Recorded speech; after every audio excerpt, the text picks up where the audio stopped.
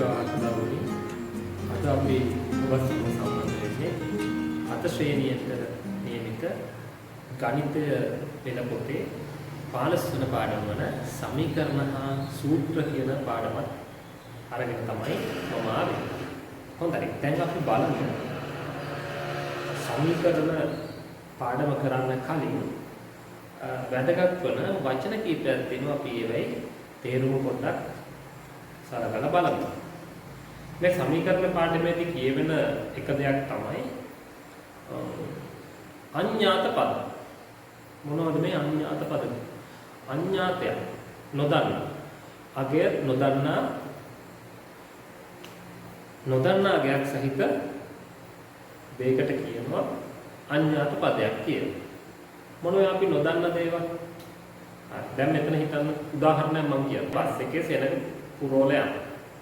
මම මෙතන ඉඳන් හිතන මේ බස් එකේ සෙනඟ කොච්චර යනවද?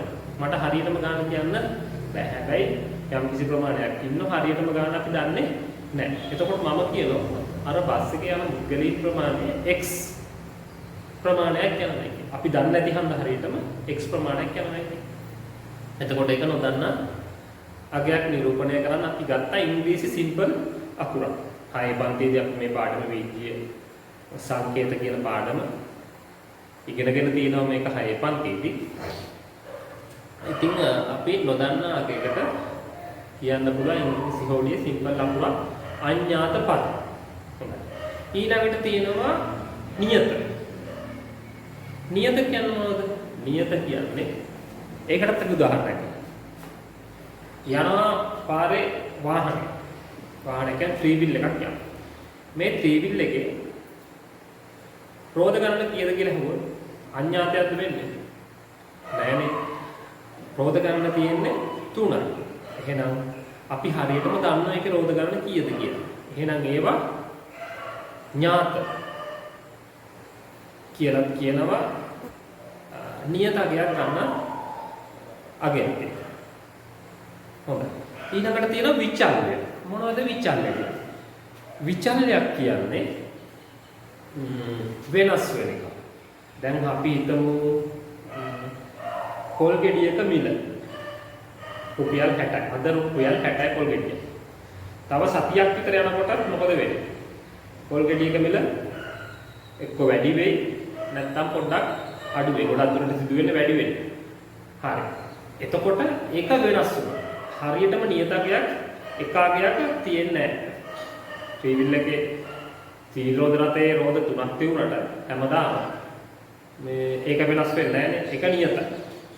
එතකොට පොල් ගෙඩියක මිල කියන එක අපිට කියන්න පුළුවන් ඒක විචල්යක්. එහෙනම් අපි දැන් අර වචන තුනක් ඉගෙන ගත්තා. අඥාත, නියත, විචල්‍ය. මේ විචල්‍යයන් හඳුන්වන්නත් අපි භාවිතා කරනවා ඉංග්‍රීසි හෝඩියේ විජ්‍ය සංකේත ඉංග්‍රීසි හෝඩියේ සිම්පල් අකුරු භාවිතා කරනවා. මේව භාවිතා කරන තමයි අද පාඩමට ඕන සමීකරණ හදාගන්න තියෙන්නේ. හරි. එහෙනම් අපි වැඩි කතා නැතිව අපේ පාඩමට යමු. සමීකරණ මුලින්ම තියෙන්නේ සමීකරණ. හරි. එතකොට මම මෙන්න මෙහෙම වැඩක් කරනවා. දැන් මම කරන දේ දිහා බලාගෙන ඔයාලා කල්පනා කරන්න මොකද්ද මේ වෙන්නේ කියලා. හරි. මම ඔයාලට පෙන්නනවා මෙතන තියෙනවා පෙට්ටිය. මේක ඇතුලේ ඔයාලට සද්ද ඇහෙන වෙටි දාලා තියෙනවා පොඩි ප්ලාස්ටික් වලලු ටිකක්. හරි. දැන් මම අහනවා මේකේ තියෙන්නේ ප්ලාස්ටික් වලලු කීයද කියලා. නියත අගයක් නම් මේක හරියටම ඔයාලට කියන්න පුළුවන් මේකේ තියෙන 10යි 5යි 6යි. එහෙම හරියට දන්නවනම් කියන්න හැකි ඔයාලා නොදන්න එකක් තියෙන අඥාතයි.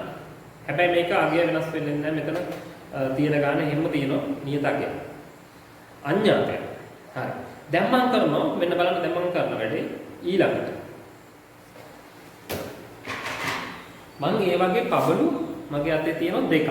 පබළු දෙකක් තියෙනවා. දැන් මම කරන්නේ දැන් අපි හිතමු මෙතනට දැන් විජ්‍ය සංකේතයක් දාගන්න පුළුවන් මෙතන තියෙන පෙට්ටියේ තියෙන බෝල ගණන x මේක ඇතුලේ තියෙන x ප්‍රමාණය. හරි. දැන් මම මේක ඇරලා බලන්න නැතුව මේකට දෙකක් දාන්න. මේ දෙක දාන්න.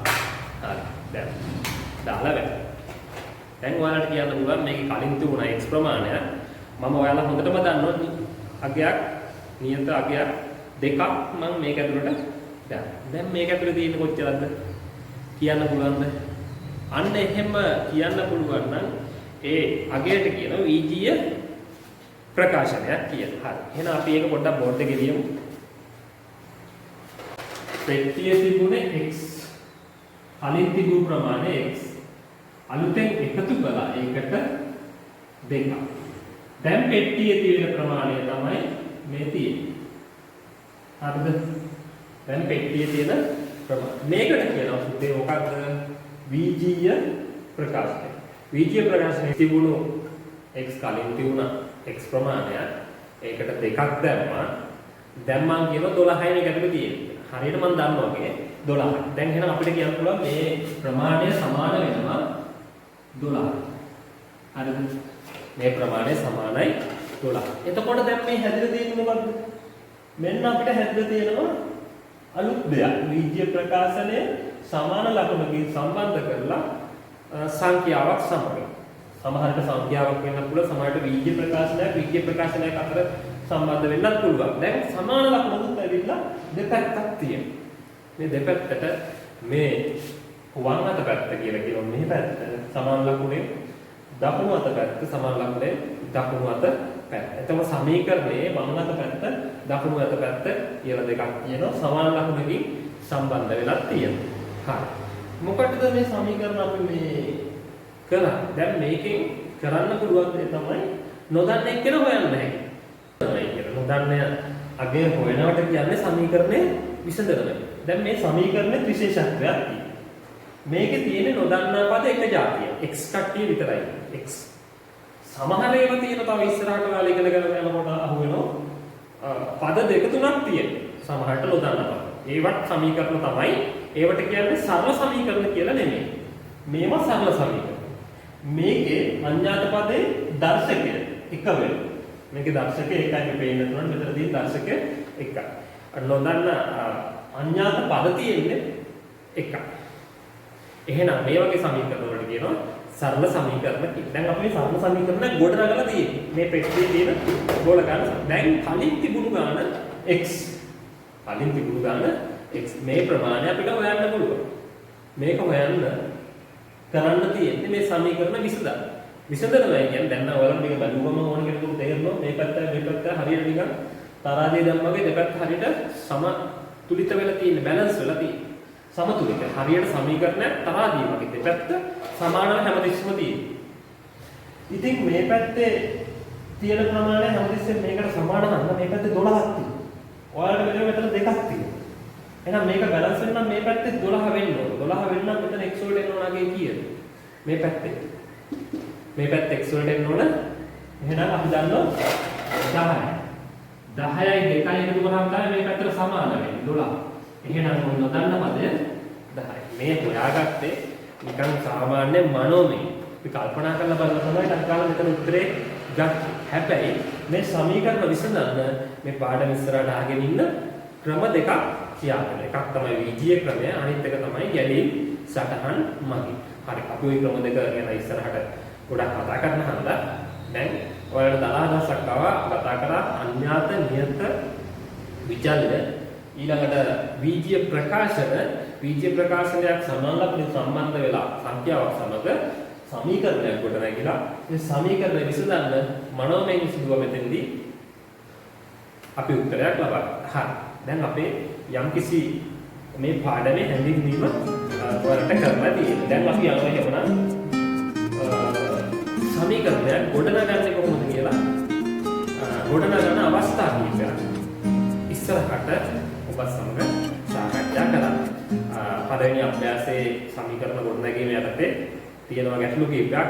ඒවා සුළු කරන්න හදන්න මේ දැනුම වැදගත් වේවි වගේ. ඔයාලා මේ දැන් ඉගෙනගත්ත කතා කරපු සමීකරණ ගොඩනගන්න අවස්ථා 4ක් 5ක් මම කියනවා.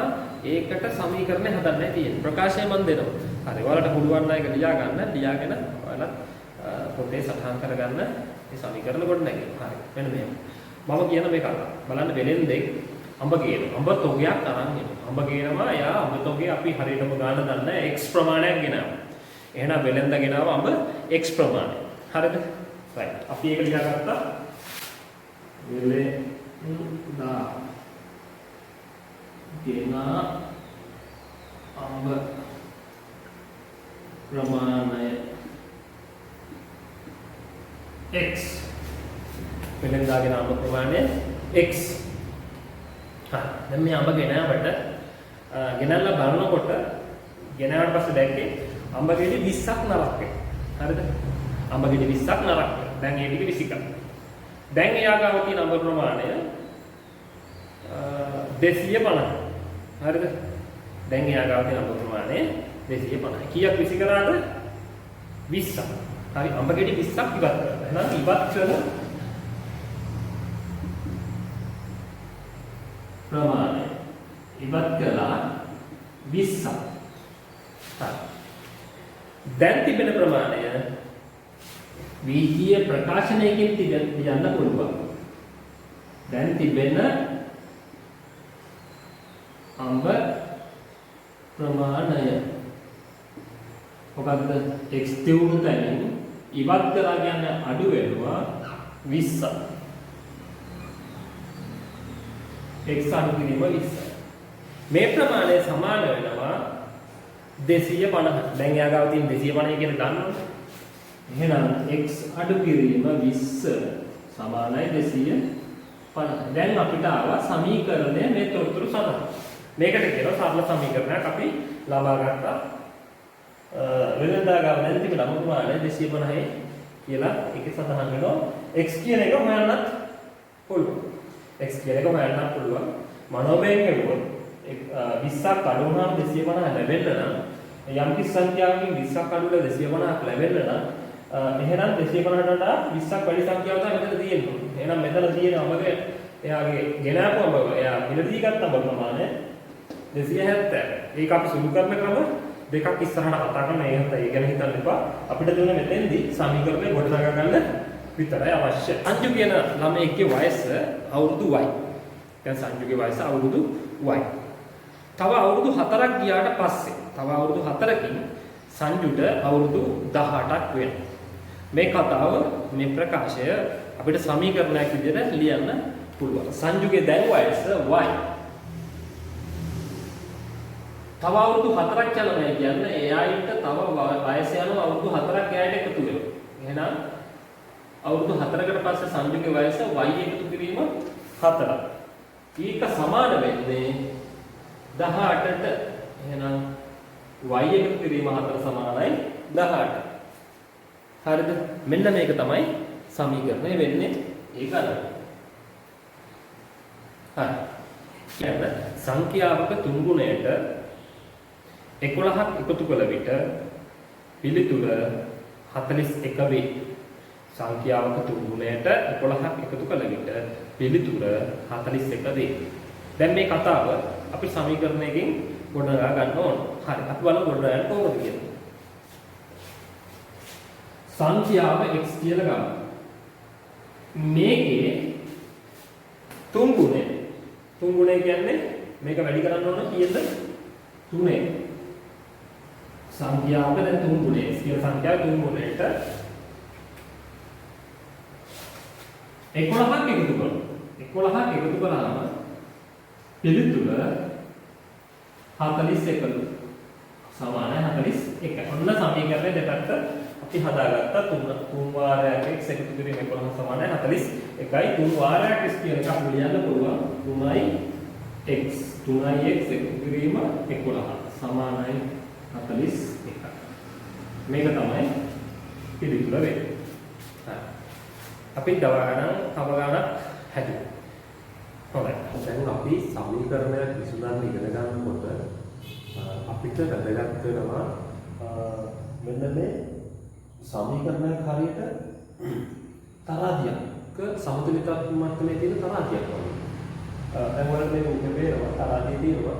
තරාදිය සමාන බර ප්‍රමාණ දෙකක් ද්‍රව්‍ය දෙකක් දාලා තියෙනවා. දැන් අපි මේ සමීකරණයක් මේ වගේ සමාන ලකුණේ සම්බන්ධ වෙලා වම් අත පැත්ත දකුණු අත පැත්ත සම තුලිත මට්ටමේ තියෙනවා. ඉතින් අපි මේ සමීකරණය විසඳනකොට ඒ සමතුලිත බව ආරක්ෂා කරමින් තමයි සමීකරණය විසඳලා නොදන්නාකවත් අඥාත පදේ අගය සොයන්නේ. එතකොට දැන් මම මේ උදාහරණ වලට පැහැදිලි කරේ සමීකරණය කරන්න ඕන මූලික සිද්ධාන්තය මේ තරාදිය තුලින් පෙන්වන්න පුළුවන් තමයි. දැන් ඔයාලා බලන්න මේ තරාදිය පුරවල තියෙනවා සමාන ප්‍රමාණ වලින් සීනි කියලා. දැන් මොනවද කරන්නේ? තව සීනි ග්‍රෑම් 50ක් මේ පැත්තට දාන්න. සීනි ග්‍රෑම් 50 මොකද වෙන්නේ? තරාදියේ පැටිය සමතුලිතතාව විදිලා පැටිය මේ පැත්ත පහක් වෙනවා බර වැඩි නම් මේ පැත්ත ඉහළ. දැන් සමතුලිතතාව මිදුණා. දැන් මට ඕන අයිමත් සමුද්‍රික මට්ටම පත් කරගන්න. එතකොට මේ පැත්තට 50ක් දාපු ගමන් මොකද කරන්න ඕනේ? අනෙක් පැත්තට ඒ ප්‍රමාණයම දාන්න. මෙන්න මේ දේ වැදගත් සමීකරණයක් මෙහෙමයි කරන්නේ.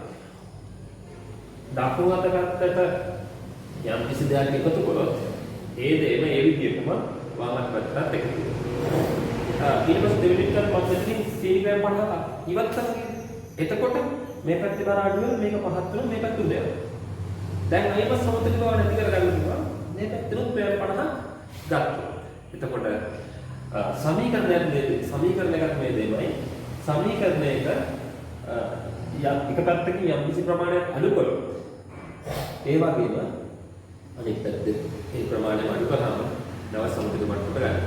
ඔන්න ඔබ හොඳට ඉතින් තියාගන්න. අපි මේ ගණන් හදනකොට ප්‍රයෝජනවත් වෙනවා තමයි මම කිව්වේ. තව දෙයක් තමයි සමීකරණ ගණන් හදනකොට මුලින් දැනගෙන ඉන්න ඕන ගණිත කර්ම. ගණිත කර්ම දැන් ඔයාලා විතරම දන්න ගණිත කර්ම 4. එකතු කිරීම, අඩු කිරීම, ගුණ කිරීම, බෙදීම. මේ 4 මොනතරම් වැඩ කරලා තියෙනවද ඔයාලා? ඉතින් මේ 4 ප්‍රතිවිරුද්ධ ගණිත කර්මය මොකක්ද කියලා අපි අර හඳුනමු. එකතු කිරීම කියන එක්කෙනාගේ ප්‍රතිවිරුද්ධ ගණිත කර්ම මොකක්ද? අඩු කිරීම. අඩු කිරීමේ ප්‍රතිවිරුද්ධ ගණිත කර්මය එකතු කිරීම. ඊළඟට ගුණ කිරීම නම් ගණිත කර්මයේ ප්‍රතිවිරුද්ධ ගණිත කර්මය බෙදීම. බෙදීම නම් ප්‍රතිවිරුද්ධ ගණිත කර්මය මොකද්ද? බෙදීම ප්‍රතිවිරුද්ධ ගණිත කර්මය ගුණ කිරීම. හරි. එහෙනම් ගණිත කර්ම ප්‍රතිවිරුද්ධ ගණිත කර්මය දාන්න. දැන් ඉගෙන අපිට පුළුවන් අපේ පාඩමට යන්න සමීකරණයක් විසඳමු. සමීකරණය මොකද බෝඩ් එකේ තියෙන සමීකරණය ඒක විසඳමු. දැන් අපේ සමීකරණේ පැති දෙකේ තියෙන වගේ තමයි දෙක.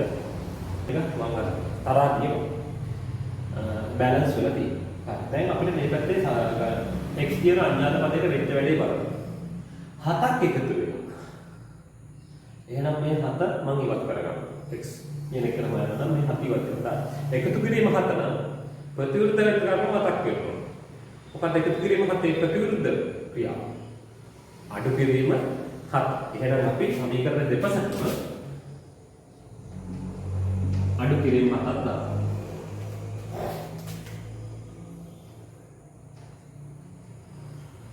දැන් අපිට එනවා මෙතන සුළු වෙලා 7න් 7ක් අඩු වුණාම බිඳුවයි මේ පැත්ත එතකොට ඉවත් වෙනවා x සමානයි 3. දැන් අපේ උත්තරේ අපිට ලැබුණා. නොදන්නා පදේ ආවා. x කියන්නේ 3. x 3 හන්දා ඕනනම් මේ උත්තර හරියද කියලා බලන්න පුළුවන්. ආදේශ කරන්න පුළුවන් මේ සමීකරණ. සමීකරණයට ආදේශ කරාම මේ දකුණු අත පැත්තේ තියෙන උත්තරේම වම් අත පැත්තට ලැබෙනවා. එතකොට තමයි එහෙම ලැබුණොත් අපි ගත්ත උත්තරේ 100%ක්ම නිවැරදි. හරි. අපි දාලා බලමු. 3 මෙතෙන්ට දාන්න x කියලා 3යි එකතු කිරීම 7යි. 3යි 7යි එකතු කරාම 10යි. මේ පැත්තෙන් 10 වැඩේ හරි. දැන් අපි ඊළඟට දෙවෙනි උදාහරණයක් බලමු. ඊට වඩා පොඩ්ඩක් සංකීර්ණ සමීකරණයක් විසඳමු.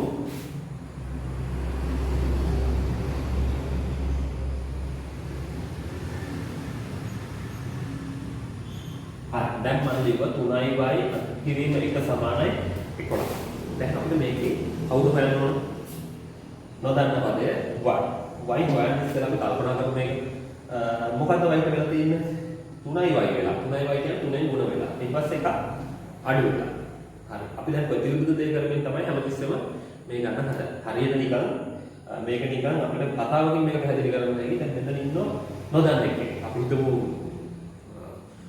හොරෙක් කියලා. හරි. හොරෙක්. මෙයා අපි දන්නේ නැහැ. අනේ හොරා අල්ලන්න යන්නේ නැහැ. අපිට කියලා දෙන මෙයා අල්ල ගන්න. හරි අල්ල ගන්න අපි යනවා. එතකොට අපි ඉවත් කරන්න ඕන දෙන්නේ කවුද මේ දෙන්න? විනය අඩු කිරීම එකයි 3. අඩු කිරීම එකයි 3යි තියෙන විදිය බලන්න. 3 ඉන්නේ මොකයිත් එක්කම අංගමයි. මෙයාගේ හොඳම සගයෙක් තමයි මේ හොරාගේ. මෙයා ආරක්ෂා කරන හොඳම එක්කෙනෙක්. මෙයා ආරක්ෂාවක් දීගෙන ඉන්නේ. ඊට පස්සේ මේ රින එක පැත්තක ඉන්නේ එයාගේ ආරක්ෂාවට නිවසේ ඉන්න එක ඉඳන්කොට මෙන්න මේ. හරි අපිට මේ දෙන්නගේ ඉවත් කරන්න අපිට ගියාම මේ ළඟම ඉන්න එක්කෙනා අල්ලන්න මුලින් යන්න තරගයි. ඉස්සෙල්ලා වටපිට තියෙන කට්ටිය සුද්ධ කරගෙන තමයි මෙතනට එන්නේ. මෙහා ඉන්නවා. ඒකට අපිට දෙන්නෙක් ඉවත් කරන්න වෙනවා. ඔයාලා වචනෙන් කියනවනම් මේ දෙන්නම මෙතනින් ඉවත් කරන්න. ඉවත් කරන්න කොහොමද කරන්නේ? අඩු කිරීම එක ඉවත් කරන්න දාන්න ඕන ප්‍රතිවිරුද්ධ ගණිත කරන්නේ මොකක්ද? අඩු කිරීම එක ඉවත් කරන්න නම් මොනින්ම අඩු කිරීම එක නම් ඉවත් කරන්නේ එකතු කිරීම එකක් දෙපසටම දාන්න. එකතු කිරීම එක. දැන් ඔන්න එකතු කිරීම දාන්න. දැන් පස්සේ බලන්න මොකද වෙන්නේ කියලා. මේ දෙන්න අන එකයි දෙන්න එකයි බිඳුවක්. සුළු වෙන යනවා. පාර මෙතන ඉතුරු වෙන්නේ 3යි විතරයි. හරි.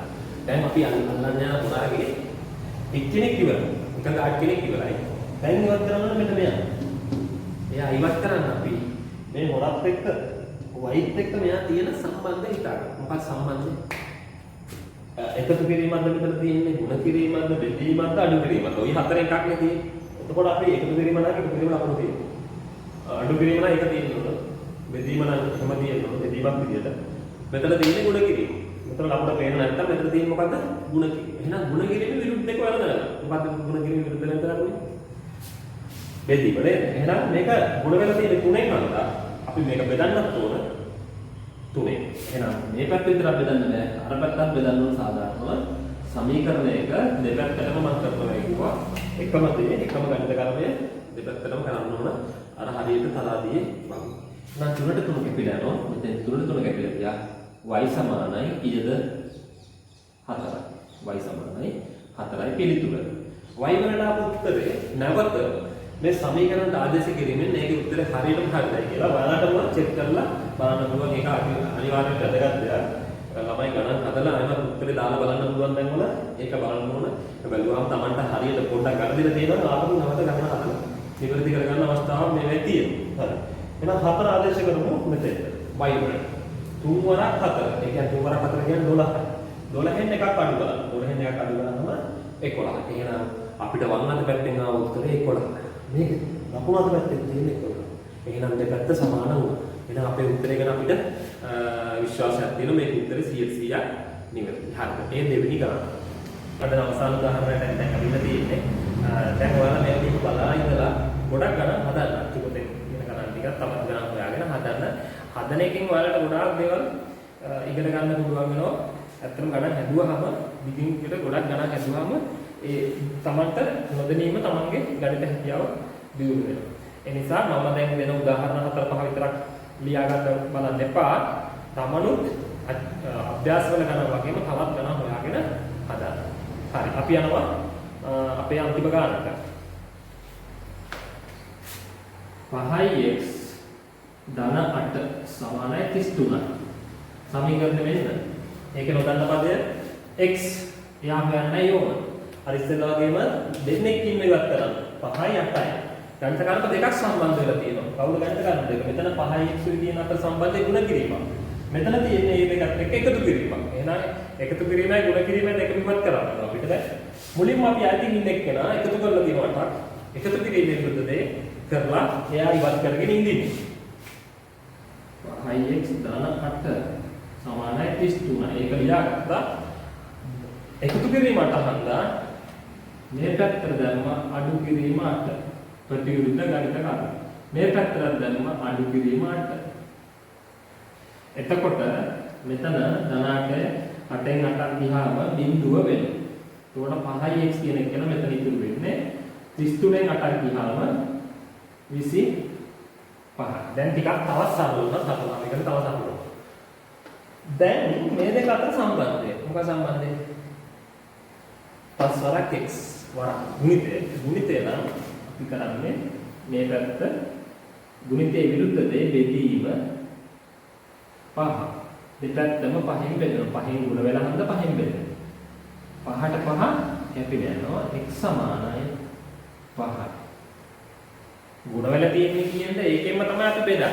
ගුණ වෙලා දුන්නේ 3ෙන් නම් අපි බෙදන්න ඕන 3ෙන්. ගුණ වෙලා තියෙන 5න් හන්ද 5න් බෙදෙනවා. 10න් ගුණ වෙලා තිබුණා නම් මේක 10න් අපි දෙපැත්ත බෙදනවා. හරි. ඒවා මතක තියාගන්න ගණන් හදනකොට ඕවා හරියට. හරි. එහෙනම් ලෑස්ති වෙන්න සමීකරණ විසඳන්න ඔයාලට වීජීය ක්‍රමයට අමතරව තවත් ක්‍රමයක් හඳුන්වලා තියෙනවා. මේ ක්‍රමය ගැන කියා දෙන්න. ඒකේ රූපයක් සටහනක් ගැලීම් සටහනක් ගැන තමයි ගන්න හදන්නේ. හරි. අපි බලමු.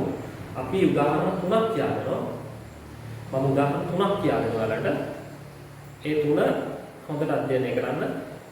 දැන් ප්‍රතිවිරුද්ධ ගණිත කර්ම එහෙම මතකයිනේ. ඒවත් දුවනා වෙනම වැඩි කරගෙන යන්නේ. හරි. ඒකත් ඔබේ තියෙනවා. හරි. හරි. අපේ පළවෙනි ගාන ලියන්න 5යි x එකතු කිරීම 3 සමානයි 13යි. පළවෙනි ගැටලුවට එනවා 5යි x නම් 3 සමානයි 13. එන්නේ මේකේ නොදන්න පදේ x එයා හොයාගන්න ගැලීම් සටහන් ක්‍රමය. right. මෙතන කරන්න යන ඉස්සෙල්ලා අපි බලමු මේක සටහන අඳින්න ඉස්සෙල්ලා මෙතන ගණිත කර්ම කීයක් සම්බන්ධ වෙලා තියෙද කියලා. x කියන්නේ නොදන්න පදේ හන්දා අඥාත පදේ හන්දා. x ට මොකද වෙලා තියෙන්නේ 5න් ගුණ වෙලා තියෙනවා 5x හැදේ. 5x. ඒතකොට ගුණ කිරීම එතන ගණිත කර්මයේ 1යි. ඊළඟට මෙතන තියෙනවා එකතු කිරීමක් වෙලා 3. 3ක් එකතු වෙනවා. එහෙනම් ගණිත කර්ම 2යි. එහෙනම් මෙතන අපිට සම්බන්ධ වෙන්නේ ගණිත කර්ම 2 හන්දා අපිට ගැලීම් සටහන ඇඳ ගන්න පුළුවන් කමයි. ඒ ගණිත කර්මයන් නිරූපණය කරන්න කොටුවක් ගන්නවා. මෙහෙම ගණිත කර්ම දෙකට කොටු දෙකක්. ඊට පස්සේ මෙතන ඊතල ගහ ගන්න මේ වගේ.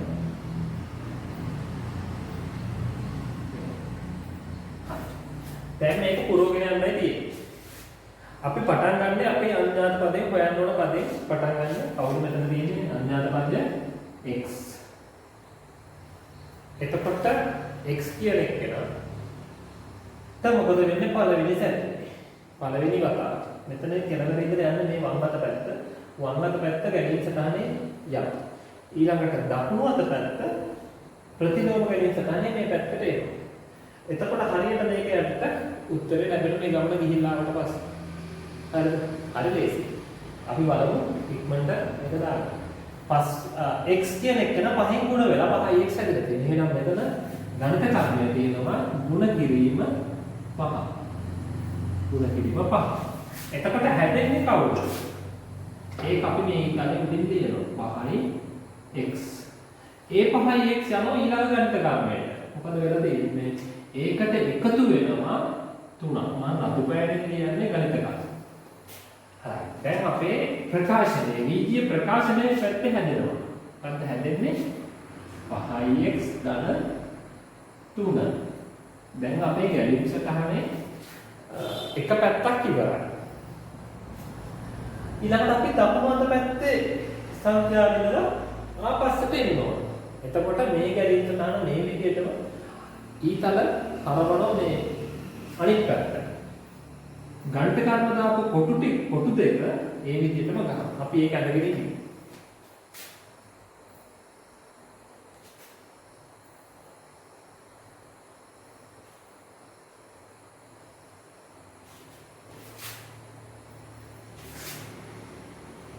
හරි.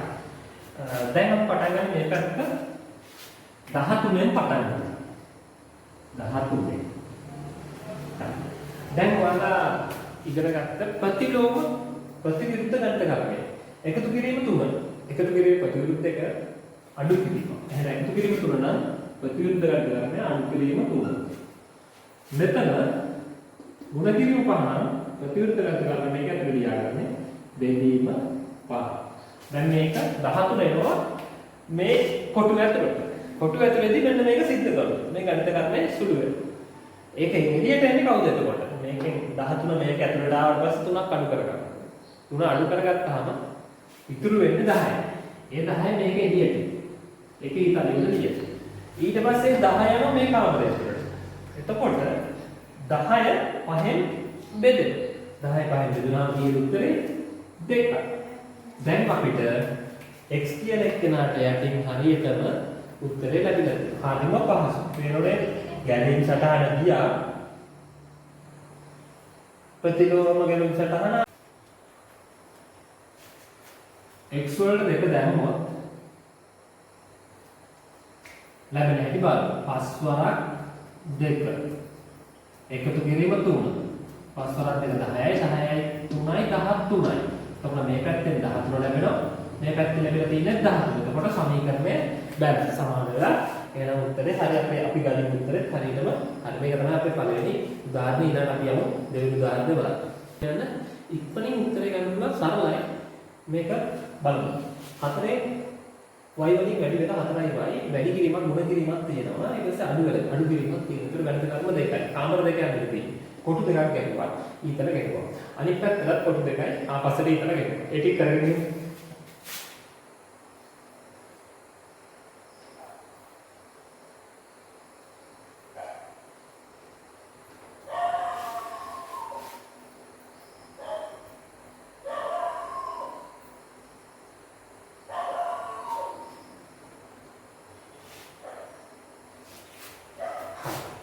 දැන් මම යනගෙන තියෙන්නේ වම් අත පැත්තට දකුණු අත පැත්තට දාන්න ගැලීම් සටහන සහ ප්‍රතිලෝම ගැලීම් සටහන. right. අපි දැන් පටන් ගන්න වම් අත පැත්තේ. වම් අත පැත්තේ මුලින්ම සංඛ්‍යාව නොදන්න පදය y යවම මේක ඇතුළට. මොකද වෙන්නේ පළවෙනි අවස්ථාවේ. y කියන එක නා ඉස්සරහට 4ක් ඇවිල්ලා 4ෙන් ගුණ වෙනවා. එහෙනම් ගුණ කිරීම 4 තමයි ගණිත කර්ම. ගුණ කිරීම 4. ඊට පස්සේ අනිත් ගණිත කර්මය අඩු කිරීම 9. හරි. y මේ කාමරය ඇතුළට ආවට පස්සේ මේ කුටි ඇතුළට ආවට පස්සේ ගුණ වෙනවා 4. එතකොට හැදෙන උත්තරේ අපි මේ ඊතලෙදි ලියනවා 4y. ඊළඟට මේ 4y යනවා ඊළඟ ගණිත කර්මයට. ඒ කාමරයට ගියාම මේට වෙන්නේ 4y වලින් අඩු වෙනවා 9යි. දැන් අපේ ගැලීම් සටහන ඉවරයි යනවා. ඊළඟට අපි යන්නේ ප්‍රතිලෝම ගැලීම් සටහන. 11 පටන් ගන්න. එතකොට අපිට පුළුවන් මේ කොටු වලට අවශ්‍ය ප්‍රතිවිරුද්ධ ගණිත කර්ම ලියා ගන්න. අඩු කිරීම නම් නම් ඒකේ විරුද්ධ දේවල් දාන්න. මොකක්ද අඩු කිරීම නම් මේ විරුද්ධ දේ? ඒක ලියන මේක ඇතුලේ. ඊළඟ මෙතන ගුණ කිරීම 4 විරුද්ධ දේ දාන්නව නේද? ඒක ලියනවා බෙදීම 4. කොටු. හරි. දැන් අපි උත්තරේ හදාගෙන ඉන්න අපාර උත්තරේ ගමු. 11 ආවා මෙතෙන්ට. මොකද වෙන්නේ? 9ක් එකතු වෙනවා. 11කට 9ක් එකතු වුණා උත්තරය ආවා එළියට. කීයද? 20යි.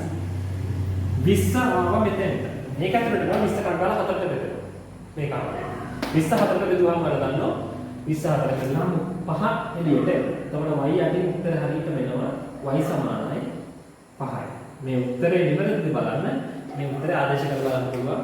උද සමීකරණයට y කියන තැනට මෙයාගේ දාලා බලන්න පුළුවන්. එතකොට 4 වරක් y කියන තැනට 5 4 වරක් 5 20යි. 20න් අඩු කරනවා 9ක්. 20ෙන් 9ක් අඩු වුණාම 11යි. එහෙනම් මේ පැත්තට 11යි මේ පැත්තට 11යි වැඩේ. හරි. සමීකරණ විශ්ලේෂණ සරල අවස්ථාවක් අපි ගන්නෙ. ඉස්සෙල්ලා කරපු අවස්ථාව දෙකට වඩා සරලයි. මෙන්න මේක ගන්න.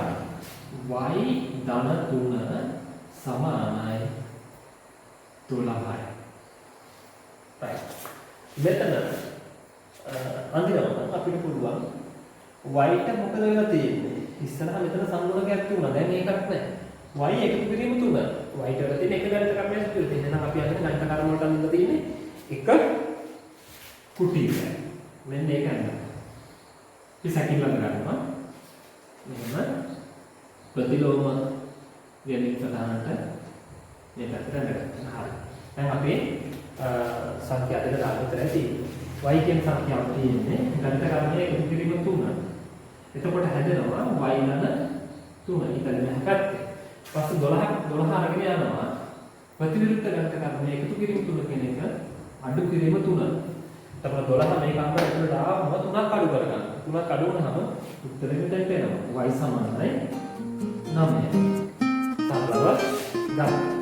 right. එතකොට මේ උත්තරය හරියට y කියන්නේ 9යි 3යි. එතකොට තමයි උත්තරේ. දැන් අපි සමීකරණ පාඩමේ මොකක්ද කියලා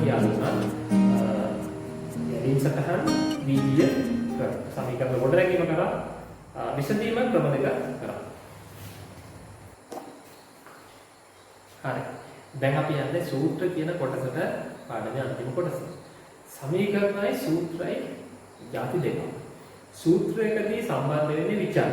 විචල්යන් කීපයක් අතර සම්බන්ධය සූත්‍රයෙන් දක්වන්න පුළුවන්.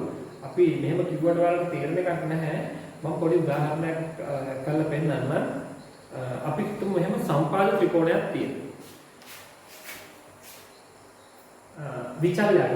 ඒ කියන්නේ අපි ගමු සිම්පල් L. මේ පාදයක් A. එතකොට පාද තුන සමාන හන්දා වටේට දාන්න පුළුවන් L අකුරම අනිත් පාදවලට දාන්න. පරිමිතිය කීයද? පරිමිතිය කියන්නේ වටේ දිග එකතුව. පරිමිතිය.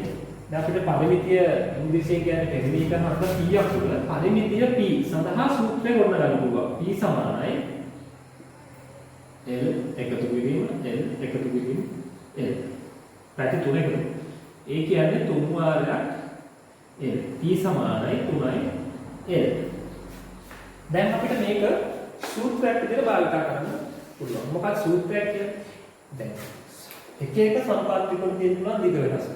දැන් අපි හිතමු සම්පාද ත්‍රිකෝණයේ පැත්තක දිග සෙන්ටිමීටර් 10ක් වන සම්පාද ත්‍රිකෝණයක් නම් මේ සූත්‍රය දැම්මොත් 3 වරක් L වලට දානවා 10යි. 3 වරක් 10යි 30යි. එතකොට මේක පරිමිතිය එක සැරේට උත්තරේ ගන්න පුළුවන් 30යි. අපි හිතමු පැත්තක දිග සෙන්ටිමීටර් 15යි කියලා. එක පැත්තක් 15 නම් විචල් වෙනස් වුණා කියලා. දැන් ඒගොල්ලෝගේ වෙනස් කරා. ඉස්සෙල්ලා 10 ගත්ත දැන් 15 ගන්න. 15 ගත්තොත් මේ සූත්‍රය දාලා ඒක ගන්න පුළුවන්. විචල්යට දාන්න 15. L වලට 15 දැම්මොත් 3 වරක් 15 කීයද? 45 සෙන්ටිමීටර්. එතකොට අපිට මේක සූත්‍රයක් ගොඩනගන්න. හරි. දැන් මේ ඍජුකෝණාශ්‍රය පාරේ බෝඩ් එක අරගෙන තියෙනවා. දිග පැත්තේ ඒකක A දිගක් තියෙනවා. එතකොට මේ පැත්තත් A දිගමයි. පළල පැත්ත B කියලා හිතමු. දිග. ඒක. එතකොට මෙතනත් අපිට පරිමිතිය සඳහා සූත්‍රයක් ලබා ගන්න පුළුවන්. මේකේ පරිමිතිය P කිව්වොත් P සමාන වෙනවා වටේ දිගවල එකතු කරගෙන A ධන B ධන A ධන B වටේට එකතු කරනවා. එතකොට A අකුරු දෙක එක ළඟට ගත්තොත් B අකුරු දෙක එක ළඟට ගමු. 2යි A එකතු කිරීම 2යි B කියලා ලියන්න පුළුවන්. මේක මොනනම් තව විදිහට ලියන්න පුළුවන්. මේ දෙක කියන එක සාධකයක් විදිහට ඉවතට ගත්තොත් දෙවරක් A එකතු කිරීම B කියලා මේකම ලියන්න පුළුවන්. කමන්න තමයි කැමති උත්තරේ ලියන්න. මෙහෙම ලියන්න තිබුණත් කමක් නැහැ. සාධක තව ටිකක් අසුර කරලා තමයි මෙතන තියෙන්නේ. right. එහෙනම් අපි දැන් පරිමිතිය සඳහා සූත්‍ර දෙකක් ගත්තා. ඍජුකෝණාශ්‍රය ගත්තා. සමපාද ත්‍රිකෝණයකට ගත්තා. හරි. දැන් අපිට ඊළඟට තියෙන්නේ මේ ගත්ත සූත්‍රයට අගයන් විචල්යන්ට අගයන් ආදේශ කරලා පරිමිතිය සොයන්න. A වල දිග සෙන්ටිමීටර් 12යි B සමානයි සෙන්ටිමීටර් 8යි නම් මෙන්න විචල් වල අගය. P අගය සොයන්න. හරි. අපි දැන් බලමු සූත්‍රයට අපේ ආශ්‍රය සූත්‍රය ලියා ගන්න. දැන් මේ විචල්යන්ට අගයන් දාමු. දෙක වරහන් ඇතුලේ A වෙනුවට දාන්නේ 12. මෙතන දාන්නේ 8යි. උත්තරේ සෙන්ටිමීටර වලින් ලැබෙන්නේ.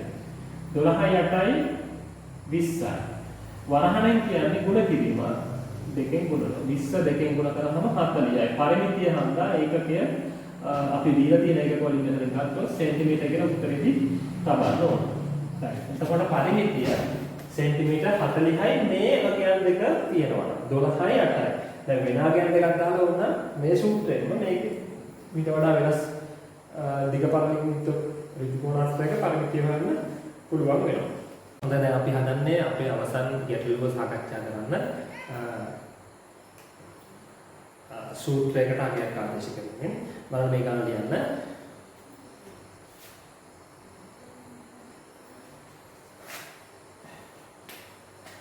n සමානයි 18 ධන qd සූත්‍රයේ